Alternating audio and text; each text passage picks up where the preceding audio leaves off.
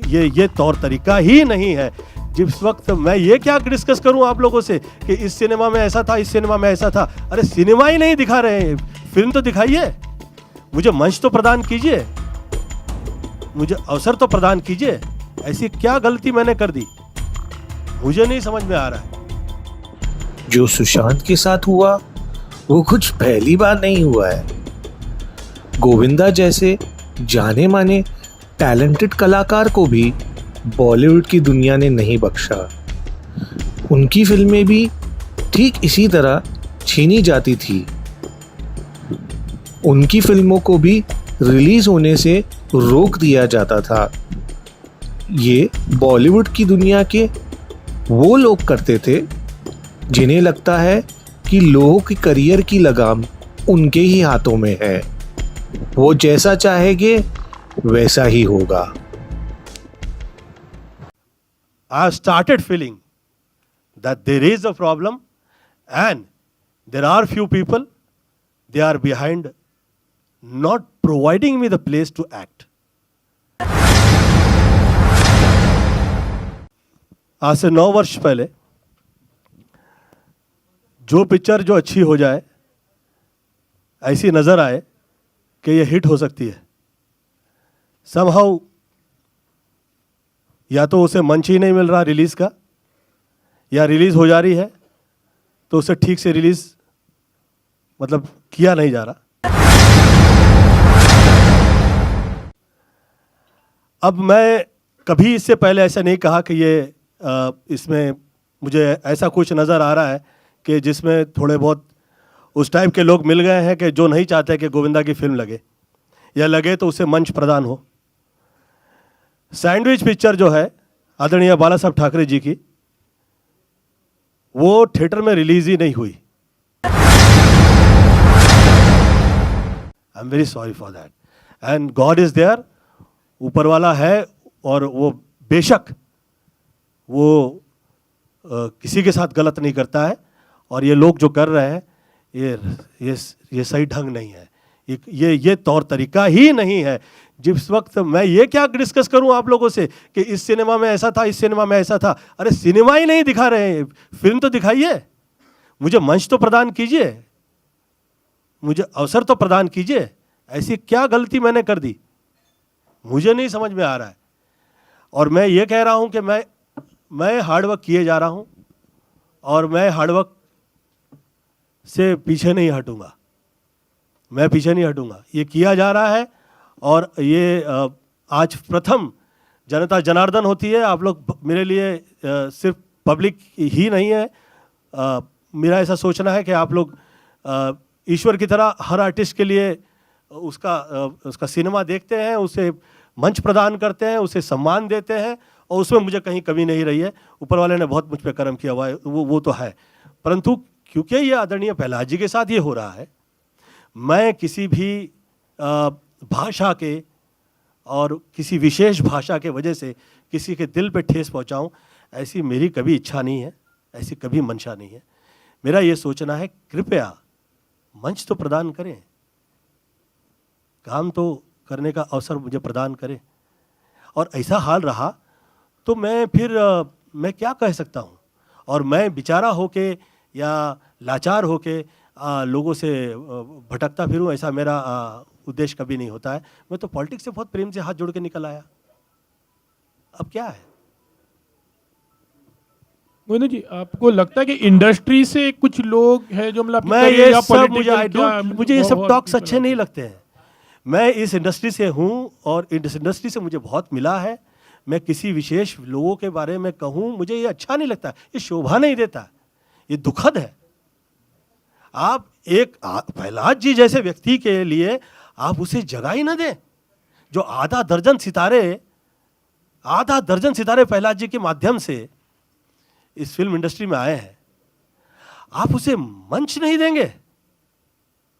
This is wrong. I think this is something different world we are watching, and this is maybe they are not realizing, but they are indirectly doing very negative job जो वो wrong type के लोग करते हैं। It's not good, it's not good. ये यहाँ का माहौल है ही नहीं, ये फिल्म लाइन की ये परिस्थिति कभी नहीं है, मुझे मेरे देखे तो नहीं रही। जिस वक्त लोग कहा करते थे कि यहाँ पे उस टाइप के, इस टाइप के, ऐसे टाइप के, वैसे टाइप के लोग हैं, अब का माहौल बहुत अच्छा है, अब यहाँ पे एक भी रॉन्ग नहीं है, फिर ये क्या है? गोविंदा जी, हम लाइव हैं, लोग आपकी तारीफ कर रहे हैं कि आपके साथ गलत हो रहा है और वो समझ रहे हैं कि आपके साथ दिक्कत है, लेकिन वो जानना चाहते हैं क्या ये दिक्कत, ये पॉलिटिक्स आपके साथ फिल्म इंडस्ट्री के लोग कर रहे हैं खरे तौर पे, या फिर सरकार से आपको आपत्ति मैं है? फिल्म इंडस्ट्री से हूँ, मैं कभी ऐसा विषय चर्चा नहीं करूँगा, आज तक कभी किया भी नहीं, मैं चाहूँगा भी नहीं।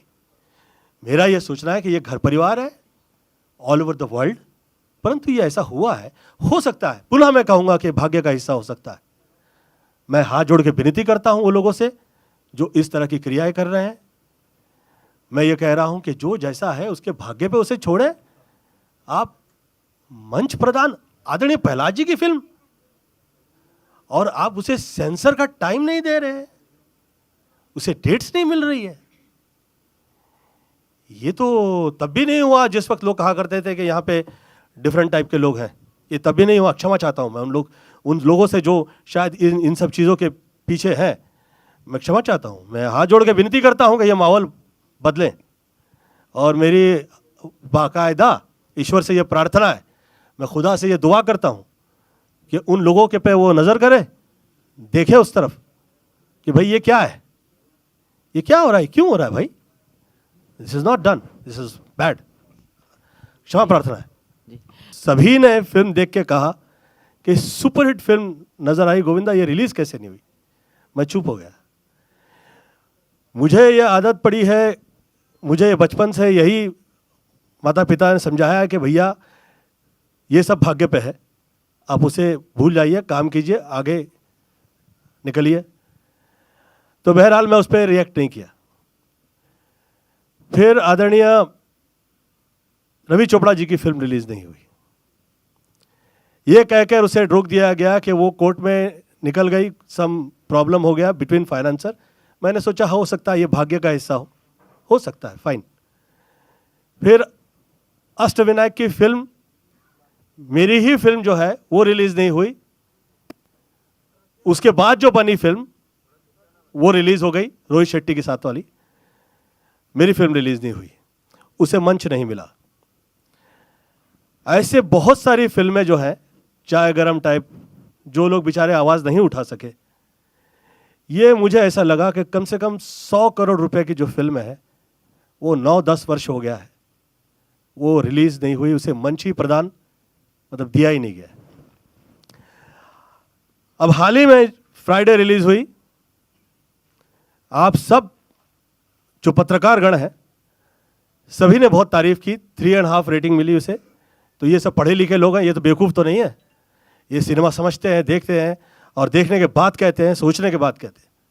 सभी ने तारीफ की, उस फिल्म को थिएटर ही नहीं मिले। क्यों? ये कहा गया कि गोविंदा की फिल्म अच्छी होगी, हम थोड़ी ना सोच सकते थे इसे कहाँ से थिएटर दे दें, तो उसे मंच ही प्रदान नहीं किया गया। अब यहाँ तक तो मैं कहा नहीं कभी किसी से, परंतु अब ये हद हो गई कि सेंसर की डेट प्रहलाद जी की फिल्म को मिली ही नहीं, ये तो हद हो गई। अब ये सोचने का विषय है, एक आदमी सह सकता है 2, 4, 3, 4, 5 साल, 9 वर्ष हो गए भाई, क्या है प्रॉब्लम, कहाँ है प्रॉब्लम? और मैं ऐसा क्या हो गया हूं किसी के लिए कि मैंने किसी के साथ घात पात कर दिया है? मैं ये विषय मेरे समझ में नहीं आ रहा है। मैं इस विषय पे कतई चर्चा नहीं करूंगा। मेरा ये सोचना है कि मुझे मंच ही नहीं दिया जा रहा है, मेरी फिल्में जो हैं वो थिएटर तक पहुंच ही नहीं पा रही हैं। ये तो मैं, ऊपर वाले ने मुझ पर कृपा कर दी है, ये ऊपर वाले ने कर्म किया है कि आदरणीय प्रहलाद जी के माध्यम से आज ये समय आया कि मैं आप लोगों के समक्ष ये कह सकूं। मैं बहुत क्षमा प्रार्थी हूं कि मैं इस पिक्चर को लेके पूरा डिस्कस नहीं करूंगा, क्योंकि मेरे पास 9 वर्ष का पूरा लेखा जोखा है। ये ऐसा मेरे साथ वर्षानुवर्ष से क्यों हो रहा है? मैं पॉलिटिक्स से बाहर निकल चुका हूं, मेरे तरफ से किसी के लिए प्रॉब्लम नहीं है, तकलीफ नहीं है। मैं सिर्फ हाथ जोड़े जोड़े घूम रहा हूं मेरे तरफ से एक गलत शब्द मैं नहीं कहता हूँ किसी से। मुझे तो एक खैर बहरहाल ये सूट ही नहीं किया कि मैं किसी के साथ कॉम्पीट करूँ। मेरे बारे में जिस वक्त मैं पॉलिटिक्स में रहा तो किसी ने कहा कि गोविंदा के संबंध यहाँ वहाँ। मैंने ये कहा कि भैया संबंध तो छोड़ दीजिए, अगर एक बिजनेसमैन का भी मुझे साथ दिया गया होता, किसी ने भी मेरा साथ दे दिया होता, तो आज ऐसा ही कैसे हो गया कि गोविंदा की ही फिल्म रिलीज़ नहीं हो रही है, फाइनेंसर ही नहीं मिल रहा है, मुझे किसी का साथ नहीं रहा। तो इतने समय बाद जिस वक्त प्रहलाद जी साथ दे रहे हैं, तो प्रहलाद जी साथ दे रहे हैं तो ये इनडायरेक्टली कहा जा रहा है प्रहलाद जी से कि भैया किस आदमी का साथ दे दिया आपने, गोविंदा का। मुझे एक बहुत बड़े पॉलिटिशियन, मैं नाम नहीं लूँगा उसका, रात में 1:05 के ऊपर पार्टी में वो शराब पिया है और उन्होंने मुझसे कहा कि गोविंदा जी आपके साथ में मैंने और एक बहुत बड़े बिजनेसमैन ने मिलके इस तरह के आपके साथ घात पात किए। मैं कहा मुझे विश्वास नहीं है, आप निकलिए। वो पूछने लगे कि मैं कह रहा हूँ और आप विश्वास नहीं कर रहे हो। मैं कहा मैं इसलिए नहीं कर रहा हूँ कि इस तरह के आडंबर और एक दूसरे में उलझा देने वाले लोग मैंने बहुत देखे हैं शहर में।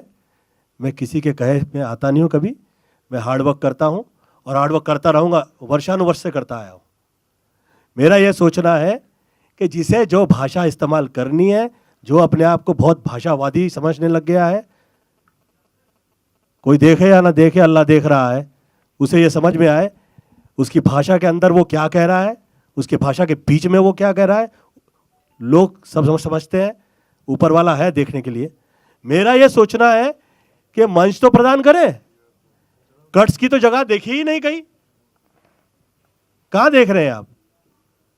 जिसे जो भाषा इस्तेमाल करनी है, आज जो मंच पे आए, अरे जिसकी जरा भी मतलब जो पढ़ा लिखा नहीं है, जिसको ये पता ही नहीं कि वो भाषा क्या कर रहा है, वो जो आता है वो मोबाइल के माध्यम से जो कहना चाहता है वो कह देता है। किसी नेता की परवाह कहाँ करता है? वो कहाँ करता है वो किसी नेता की? जब उसे देने के कहने का मौका दिया जा रहा है, तो जो आदमी आधा दर्जन स्टार लेके आया है फिल्म लाइन के अंदर, यार ये क्या लगा रखा है?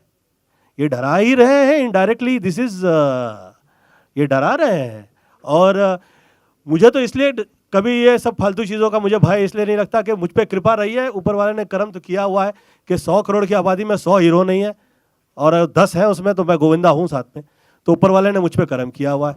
29-30 वर्ष हो गए, मेरी दुकान तो कहीं मुझे प्रॉब्लम उस तरह से नहीं आई कि घर ही नहीं चला पा रहा हूँ, परंतु घर चला दे आदमी, थोड़ा बहुत काम कर ले, उसे इज्जत मिल जाए। इसका मतलब ये है कि 9 वर्ष उसे मंच ही आप दे, मतलब मंच ही नहीं दे रहे हैं। यार ये क्या हो गया? 10 वर्ष हो गया। I think so. से इंडस्ट्री में आपकी भी प्रतिक्रिया जानना चाहेंगे एग्जैक्टली इस टोटल मुद्दे को। आप भी फिल्म के